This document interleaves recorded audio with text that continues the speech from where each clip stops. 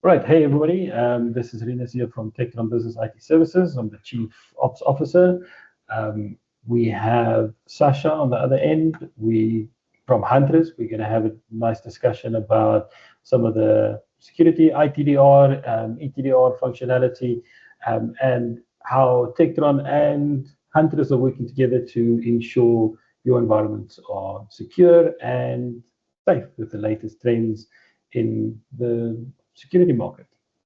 So, Sasha, you want to give us a bit of an introduction about yourself? Yes, of course. Super excited to be here. Thank you so much for the invite. So, for anyone that doesn't know me, I am Sasha. I'm one of the senior sales engineers at Huntress. What is a sales engineer? We pretty much do anything and everything technical, from demonstrations all the way down to doing public speaking or webinars like this. So maybe a little bit of an introduction of Huntress. Huntress partner up with wonderful companies such as Tectron to be able to provide cybersecurity. So we focus on key areas such as endpoints, identities, people, and network. But the real portion as to why people want to partner up with Huntress is because we provide a 24/7 SOC team. Now, what is a SOC? Not those things that you put on your feet, but a security operations center. That is effectively a team that's monitoring your environment 24/7, even Christmas. But if there is some sort of threats, suspicious activity, or damn right, a breach, we can be able to detect as well as respond to that so you can be able to sleep better at night. So that is Huntress and myself in a nutshell. Perfect.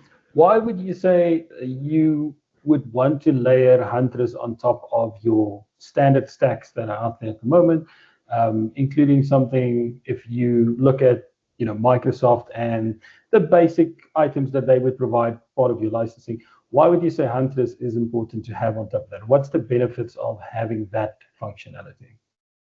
Well, that is a wonderful question. So let's just say you're utilizing the standard Microsoft antivirus. There's a lot of organizations that are doing it. First of all, it comes free with any sort of Windows operating system, but it's an antivirus. Okay.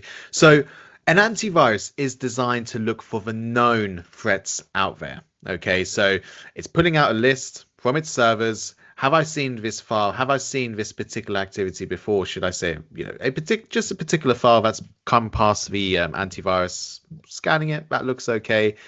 Have I ever seen it before? Yes. What was the result of it? It was a threat. I'm going to block that. I'm going to quarantine it. If I've never seen it before, it could take some time to be able to understand a little bit more about that. Maybe I need to be able to just scan it a little bit further where necessary. By then, a bad actor could have gone ahead, access certain things within that endpoint.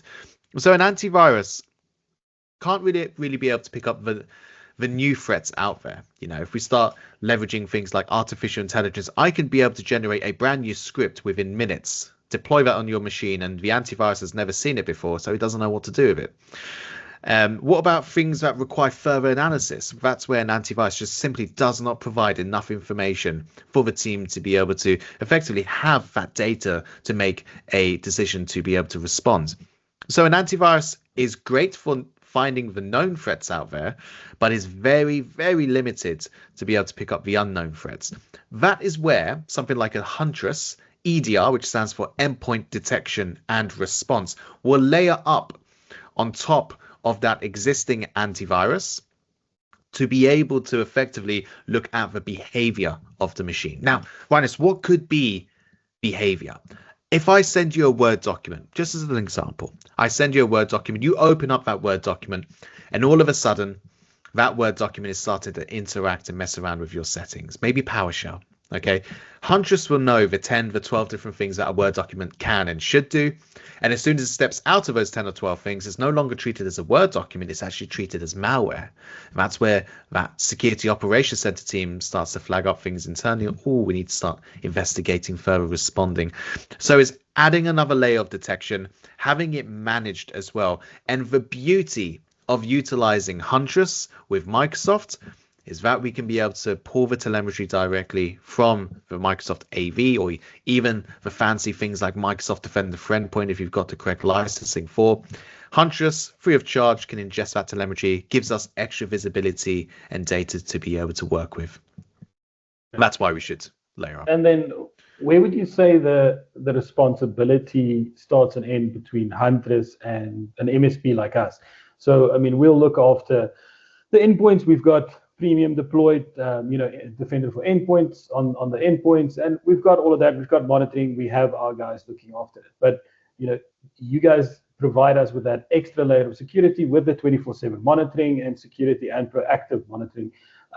But where does your responsibility and our responsibility sort of intertwine or start and end? Yeah, that's a really good question. So look, we work very closely with our MSPs. Tektron's a very good example that, if Huntress sees a threat, we will respond to it. Okay, we will end up isolating that machine. If it gets that drastic, we can be able to. Our worst kind of option is to immediately isolate a machine. We don't want to do that unless it's absolutely necessary. Ransomware, yes, we want to isolate that particular machine because we don't want that ransomware to try laterally move and spread as far as wide as it can. But if we saw malware, for example, we can fine tune with a scalpel. These are the couple of processes we need to kill. These are the files that we need to remove, and we will do that. With the Huntress endpoint detection and response, we have a mean time to respond of 8 minutes. That is incredibly fast for a human-led SOC team. Okay, when I say human-led, as in they are actually real people, bums on seats, hands on keyboards, that will respond to those threats. They will make the decision. So we kind of call it an AI-assisted SOC. Basically, it's AI that's going to help our SOC team be even faster by having the correct information then and there. But it's always going to be that human that makes that decision. After that, if there's any next best practice steps, it could be rotating credentials, etc. We would then reach out to Tektron, advising them as to what needs to be done. However, we would always put them into a safe state by, if we need to, removing that malware, killing that process, or again, even isolating that machine. And that's where we have done our job. And if there's any next steps, we will then communicate that over to Tektron with a nice, beautiful instant report of what we've done. Excellent. All right. So, when we talk about sort of modern identity attacks and the current threat landscape at the moment, what do you guys see is the trends in the market at the moment? Really good question. So it kind of breaks down into two areas: initial access, persistence. Initial access, when we're talking about things like identities, we're talking about Microsoft 365, Google Workspace, but I want to focus on Microsoft today because that is a large market share right now. Bad actor tries to get initial access to your Microsoft 365 accounts. That could be via things like adversary in the middle. That could be by logging in via an unknown location, VPNs, etc., credential theft. There's so many different ways that a hacker could basically be able to get access to your environment. So the one which scares me the most is adversary in the middle, where a hacker will send you an email. Always starts with an email. Will send you an email giving you something that's convincing. It could be a Microsoft 365 login that's abnormal, asking you to, log in, just make sure that's you. You click on that link and then you're logging into Microsoft 365, not knowing there is something in between that login, between yourself and that page, effectively absorbing all the information you're putting into that website. Okay, so it's something in the middle between the source and the destination, capturing all that information and being able to log in with the credentials that you've just exposed. From a very high level, we can absolutely go deeper, but from a very high level, that's the one which I see the success rate being the highest, because when that happens, there is an incredibly high chance that they have actually captured what they needed to do.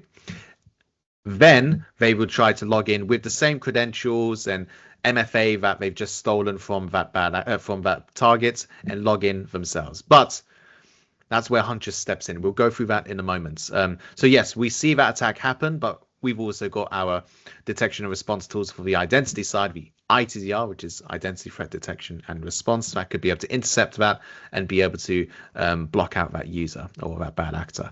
So adversary in the middle, absolutely. So that's hackers trying to gain access to Microsoft 365. We've also got persistence, hackers trying to stay within your Microsoft 365. They tend to create inbox rules. So anything that has the word finance in the subject or payments, they can be able to forward that to an external location that they have access to. So although they are technically not within your environment, they're still collecting that information. And I've seen partners and customers have something that's been 2 years old. And it begs the question, saying, Sasha, are we saying that an actor had access to all of this information? You know, that's a serious issue. And obviously I can't answer that question because I don't know what's happening outside of that, but we need to remove those inbox rules immediately. So those are the sorts of common things that I'm seeing. Inbox rules are massive. We're also seeing applications which are being downloaded, which we call them rogue applications. Now, Rinus, I know you know what these are, but for the audience, the rogue applications are effectively legitimate applications used badly. These applications are something that you can absolutely download within Microsoft 365. They are approved by Microsoft. But as with any tool, I can pick up a hammer, I can go to my back garden, and I can build a shed. That's a legitimate use of that tool. But I could also pick up a hammer and I can smash a car window and steal a car. That's not a so good use of that tool. So the tool, the application, is effectively the application. It's how it's used. And because some of these applications have incredibly advanced permissions, hackers are abusing them in order to be able to leverage the telemetry that they can be able to pull and backdoor access to start being able to coordinate their attack a little bit better. But yes, that's what we're seeing from our side, from an identity side of things, at least from my side for most. Adversary in the middle definitely worries me a lot. Yeah, we've seen a lot with the recent sort of clients that we've onboarded, all the new clients. With each one, they've at least had some or other form of the inbox rules forwarding to the RSS feeds and that sort of stuff, specifically focusing around the financial individuals, anybody working in the financial departments. That's been massive on our side. And then there are applications, especially EM Care, for instance. I think it's one of the most common ones that get exploited. So we have quite a few clients, and they're completely unaware. By the time we move into the environment and we've deployed Huntress and the detection comes through, that's been sitting in the environment for months and months on end. And if you speak to the individual who the application is registered to, or if you're lucky enough to find the person who it's on, they're unaware. We installed this application back in the day. We've got no idea this is running in the environment, and then it ends up just exfiltrating the data without anybody's knowledge. So I think that's one of the biggest breaches that sits unaware in your environment without anybody knowing what's going on, and you need something to pick that up. And that saved a lot of our clients a lot of data loss.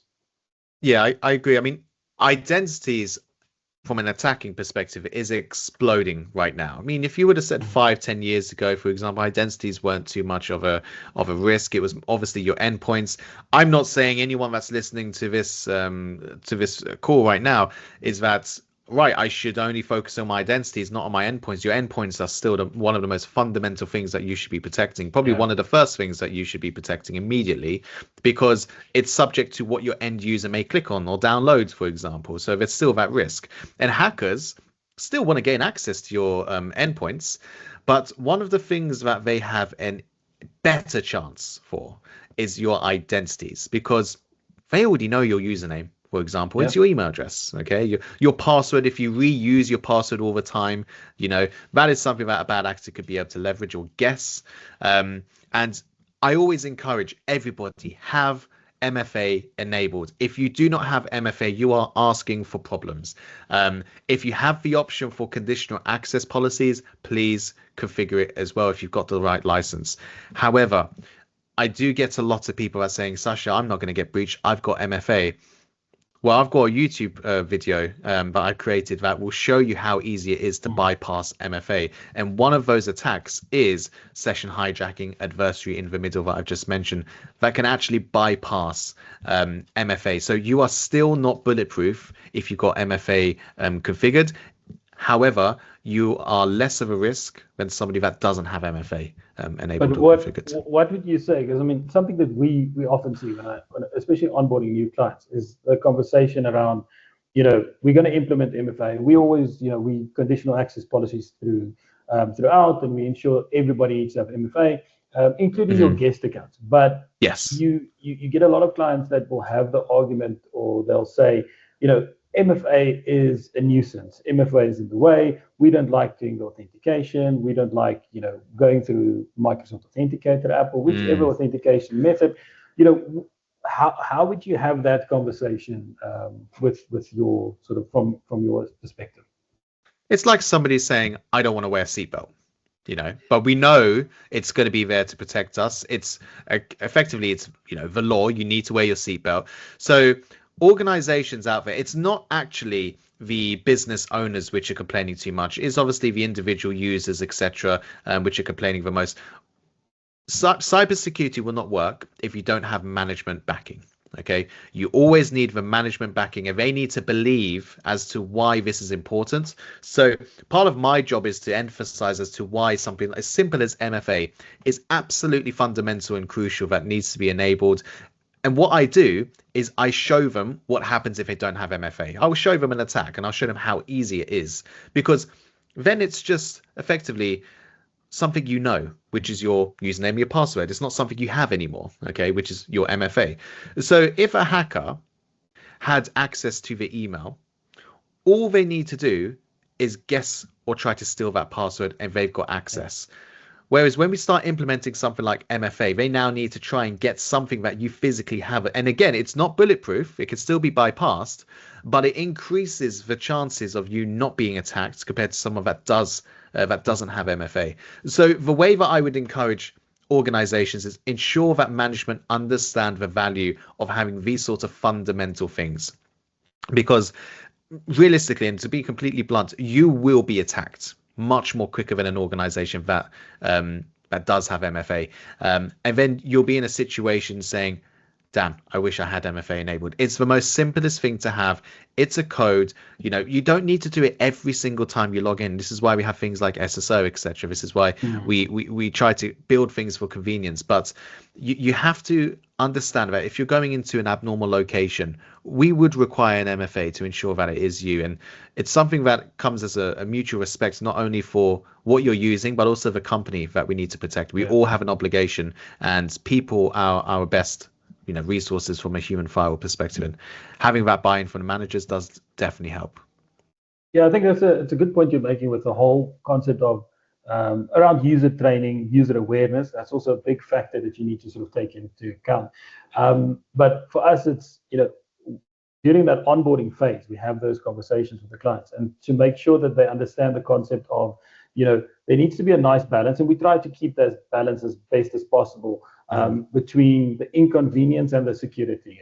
It is always going to be some level of inconvenience, but like you say, having SSO and having your solution ultimately be set up in such a way where the environment is secure and it's still convenient for your users to use, especially stuff that's overlooked, like guest accounts, for instance.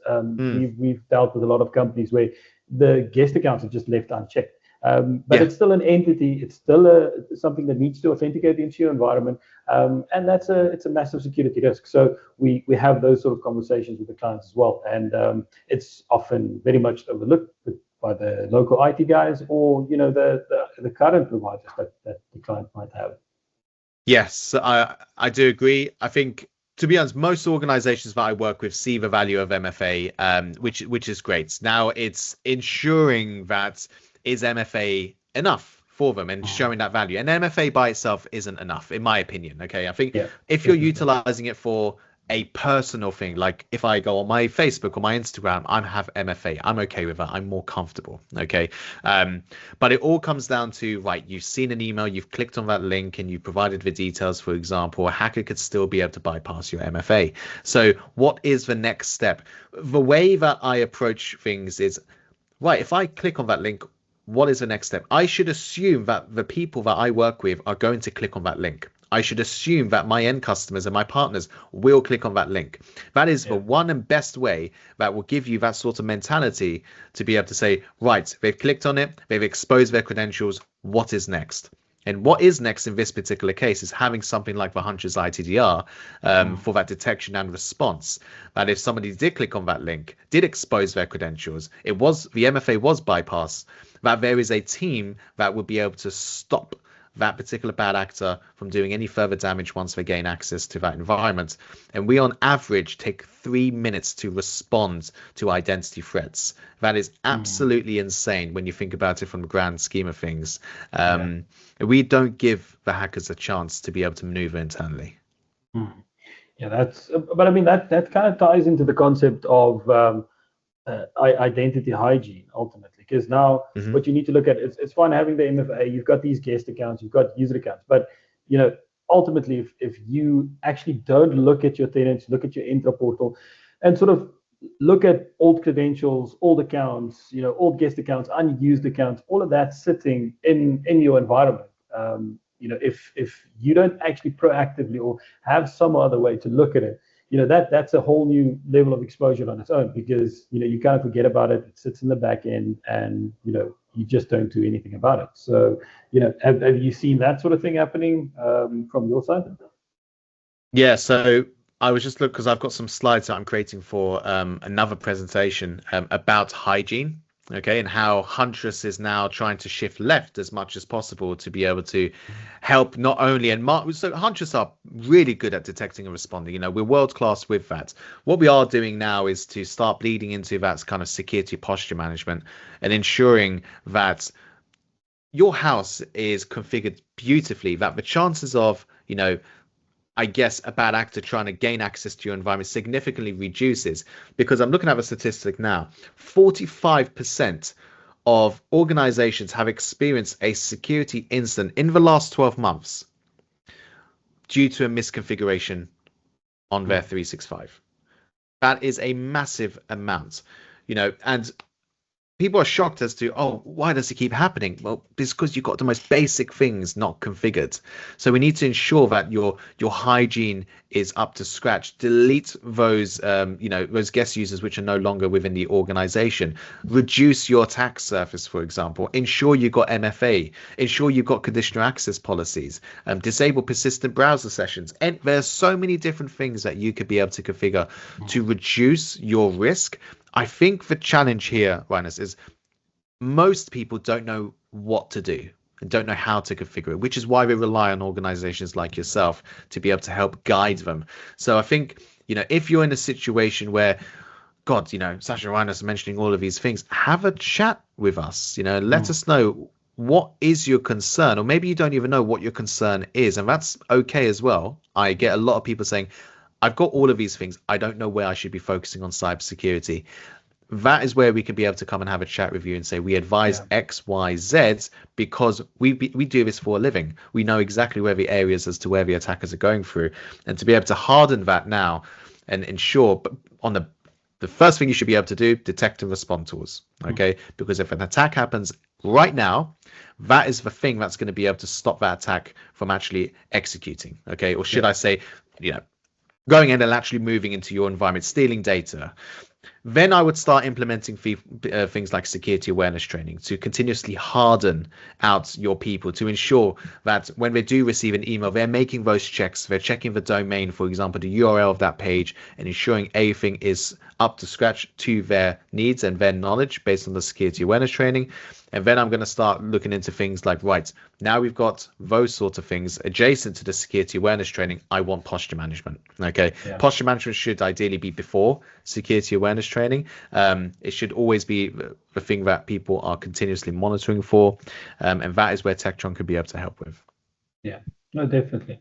Yeah, I mean, something that I like to do, especially when we start out with conversations with possible new clients, or just even on a consulting basis, is we do sort of a baseline assessment, and we end up, a lot of guys, companies would call you in and they would want you to have like a full-on security audit and see what's going on. But we come in and we just do a baseline confirmation. Do you have the basics in place? A couple of checks and balances just to make sure, if you don't have those baseline items configured, do you have these unused accounts? Do you have a couple of rogue apps? Whatever the case might be, we look at that, we give you that sort of report, and then we build from there. Then you can kind of do some housekeeping internally just to get your environment up to the baseline. And then from there, then you build and you kind of see what do you need to implement, what do you need to configure to get your security up to the level where it ultimately needs to be. So yeah, that's definitely something to keep in mind. Yeah, I agree, and I think there's also things like least privilege. What Yeah, is that? Ensuring that only the staff that you have, they only have yeah, access to what they need to do for their job, the bare yeah, minimum to do their job, for example. Why does that receptionist have admin access to X and Y application? They don't mhm, even use that application, or maybe they do use it, but they use it in a very minimal way. Right? Do they just need to be read only? Do they need to have global admin access to that? So what happens is that if I then take over that receptionist identity, I now have access to different applications, admin access, because you've given those people more mhm, than what they need. So the recommendation from a cybersecurity aspect with least privileges only provide them access to what they need to do their job at a yep, minimum level. And if they do need more access, they need to request it. It needs to go through an approval, for example. So if I want to access one of my applications at work, it goes through two people, it's separation of duties. That one person doesn't make a mistake, the second person will vet it as well. you know I'll be honest with you, it does sound like a lot, but you don't need to worry about that. That is why you have people like Tektron that will be able to mhm, approve these sorts of things. Taking off that time and talent, the time that you're yeah. spending to approve things, and the talent. Does this person need access? I'm not too sure. We take that away from you. That's where Tektron comes to play. So I'm sure, Rinus, you come across that quite often. Mm. Yeah, so I mean, I think one of the most shocking things that we see moving into any environment is that global admin credentials end up being on somebody's normal mail flow account. So you'll have like somebody who's marketing at whatever the company is. That marketing account that they use day to day, sending mails, receiving, getting all this spam, logging into whatever online sites. They use that same account to give global admin credentials, and that account's got the global admin access. And from personal experience, we've seen one incident where we moved in, or we were contacted by the client after the fact, where they were using a credential like this, specifically an account called marketing, and it's their day-to-day account, and they actually got compromised using this account, and they got locked out of the entire tenant. Credentials were changed, accounts were deleted, all your SharePoint data, everything gone on your account, just due to them using this account as a general account, not understanding the implications of having something like a global admin account so freely exposed out on. So our recommendation normally is take that away, create a separate account with no mail flow running across it. It's completely separate from the account. So that's it's one of the baseline things that we configure in the environment. And something that's often overlooked as well is that we see quite often is allowing end users to just be able to run any application, have any Mm. integration of any application in the environment. Because a standard person, it's human nature. They'll just I'll click, I'll install, I'll allow, I'll accept. And if you have that behavior in the environment, it's just room for a lot of problems. So one of the things that you would do is take that access away as quick as possible. We try and keep the concept of least privilege going, where we ensure endpoint machines standard user access on an endpoint machine, just to ensure that your end user needs to go through approval process. Any applications that get approved in an environment should go through some form of verification. So, Yeah. we all know every company's got their list of default applications, like the Office apps and the Adobes and the this and the that, and you have that list, and there should be no real reason to deviate from that. Anything that is an exception to that rule needs to go through that approval. It will just keep you Yep. safe, because especially with AI nowadays, everybody wants to install the latest and greatest little AI tool in the environment, and those are normally the ones that will get you. So it is something that every executive, every IT guy needs to be fully aware of. Yeah, you mentioned two things that have just got me thinking. I remember there was one time I was speaking to a customer in my previous role where they said, Sasha, we don't want to, be like a company that's just going to make them Mm, suffocate. And those are the sorts of organizations which are most at risk because they have too much trust with their employees. yeah. And it's good that, I think it was like a 6-man team. And I'm happy that you've got a good relationship with your team. I love that for you. However, it's not that they're going to turn on you and start doing malicious aspects. It's by accident they've done Yeah, something. definitely. And it happens all the time. So, we had that conversation. Luckily, they did have things in place. It was just very new to them. And I understand that it's very different. You're getting large enough now that you need to have these sorts of controls. Absolutely. But it's security is not there to try and suffocate you and control you to a point that we're trying to make your life unenjoyable. It's there because we're just trying to protect the business and the people. Yeah. And unfortunately, humans are still the largest risk in any organization, that by accident they have done something, they've clicked on something, they've downloaded something by error. It happens. We are humans. We make mistakes. We get fatigued. We have an emotional day. It messes up our judgment. Okay. It's happened to me before. So, take it with a pinch of salt, and take it with some advice from us too, that please don't come with the mindset that this is too much. I don't want to ruin the experience I have in the internal organization. It's not designed to do that. It's designed to make sure that your organization will survive the next 10 years. That's basically where we are. Rinus, you actually mentioned another thing, AI, one of my favorite topics. Now, I think a lot of people talk about AI.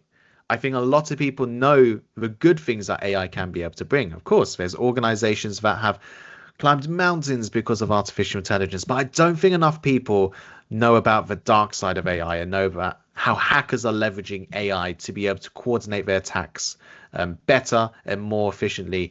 And, something that a figure that came across me not too long ago was cybercrime is the third largest economy in the world. You've got the US with nearly 32 trillion, China around 20 trillion. Cybercrime is bordering around $12 trillion right now. Take that and let that sink in. Cybercrime has not existed anywhere near as long as the US or China. Yet it's the third largest global economy. Why is that? Well, I'm not going to say it's just because of AI. AI has helped excel that tremendously.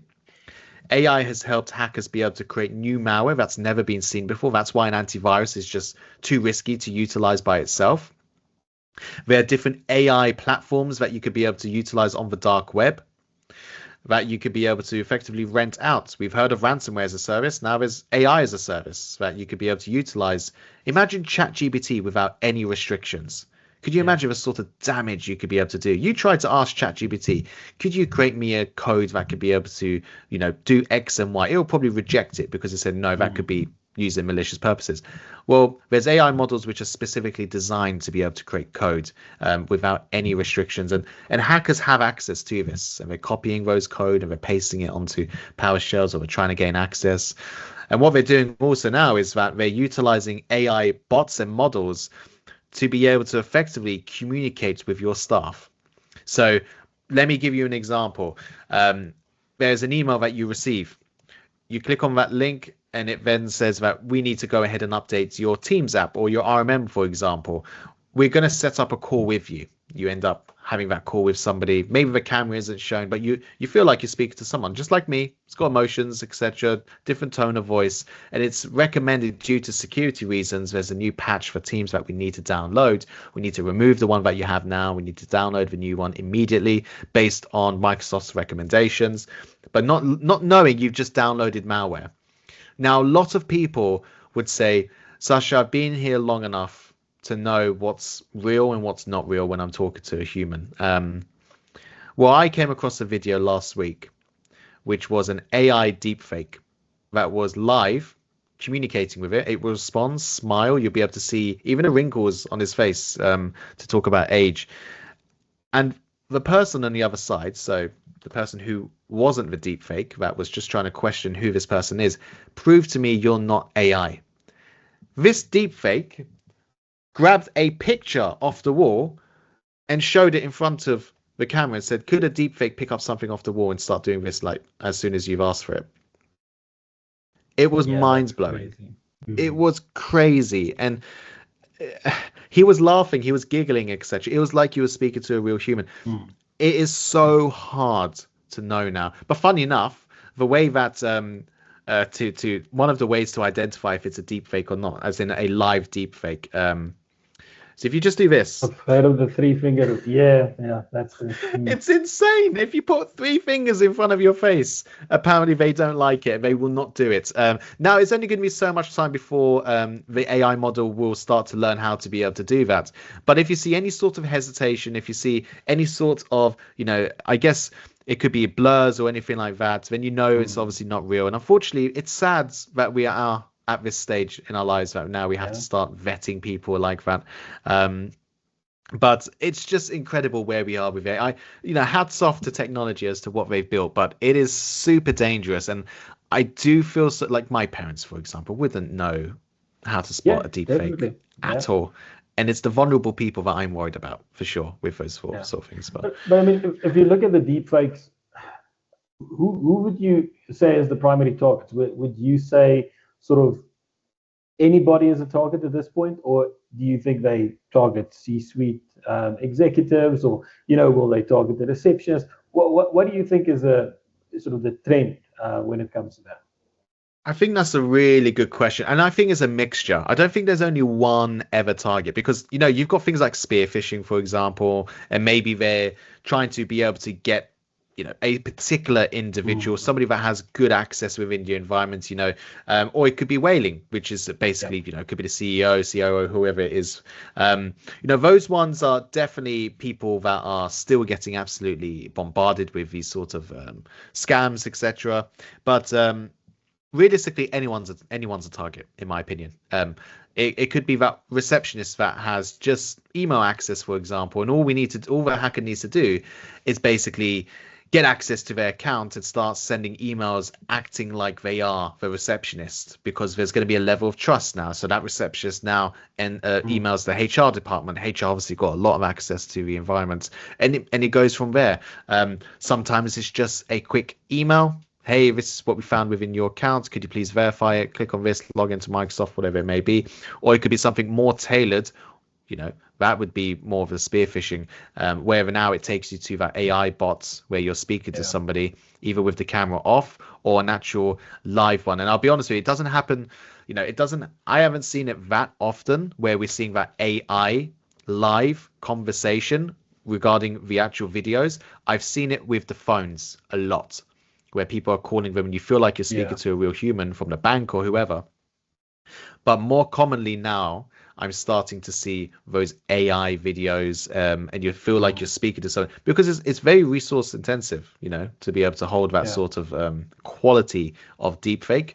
However, it's becoming more accessible to hackers, which is at least recently. Previously, I didn't used to see it often at all, maybe once or twice. In the last 2 months, I'm seeing it more frequently now because it's becoming more accessible for hackers, whether or not they're utilizing official sorts of sites to be able to utilize this, or it's being sold on the dark web. It is new for a lot of people, and we're still at that learning phase with these sorts of things. But I'm excited. I say excited. I'm excited yet very nervous to see where we are going to be in the next 2 to 3 years, or even 1 year with cyber. Yeah, I mean, that makes sense, because it's a lot of the stuff I can imagine, especially on the phone calls, if I think about it.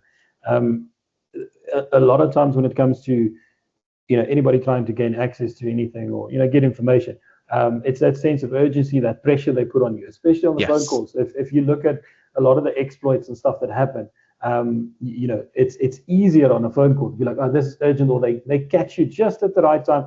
I mean, examples, what we've seen recently is, especially if we do something like a phishing simulation, for instance, and we deploy a phish simulation at a client. What catches them out is normally if you have that sort of post-incident conversation with them, it's the fact that, oh, I was just busy, I was doing this, doing that, and this thing looked legitimate, and I was in such a rush, so I just went through it. So I think that sense of urgency, especially with phishing, but now when it comes to deep fakes and stuff and having that phone call, if they just apply the right pressure at the right time, somebody's going to fall for it. So that is a big concern to look out for. Yeah, just one more thing before we kind of I guess wrap up is just watch out for your mobile phones.